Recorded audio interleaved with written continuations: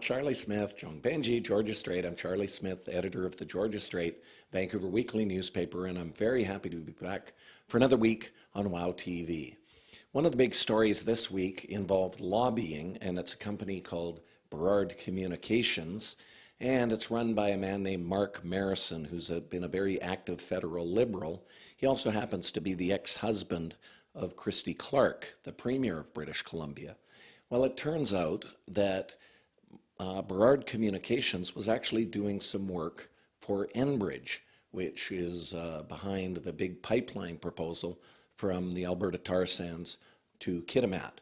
So this is one of the biggest public policy issues in the province, and it turns out that before Christy Clark became Premier of British Columbia, that she was a director of Enbridge and the company, a director of Burrard Communications, and the company was operating out of her home in Port Moody with her husband.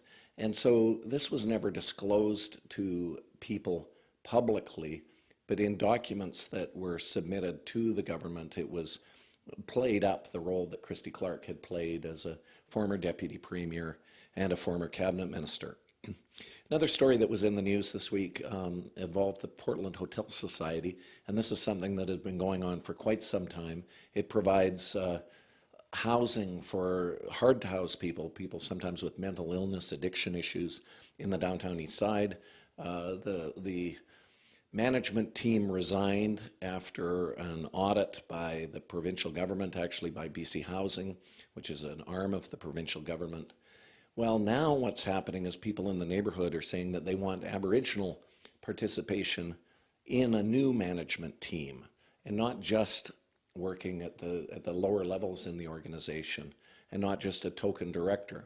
So one of the people bringing forward this idea is Scott Clark of a group called Alive, but it's also been echoed by people like Erwin Ustindi, who's a longtime activist in the area and has done a lot of work on behalf of First Nations people, particularly in giving them a voice in arts and cultural events in the downtown east side, and he's the founder of the W2 Media Society. So you've got some pressure. What's happened traditionally in the downtown east side is a lot of the recipients of the services are First Nations people, many of whom have moved from across the country.